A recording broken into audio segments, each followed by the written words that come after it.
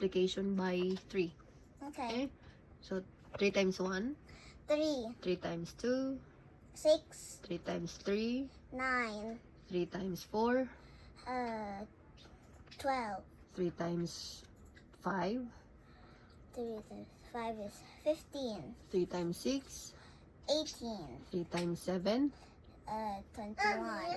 3 times 8, 24. 3 times 9, 27. 3 times 10, 30. 3 times 11, 33. 3 times 12, 36.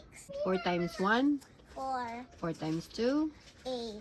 4 times 3, 12. 4 times 4, 16. 4 times 5, 4 times 5 is 20. 4 times 6, 24. 4 times 7, 28. 4 times 8, 32. 4 times 9, 36. 4 times 10, 40. 4 times 11, 44. 4 times 12. 48. Very good. Bye. Thanks for listening.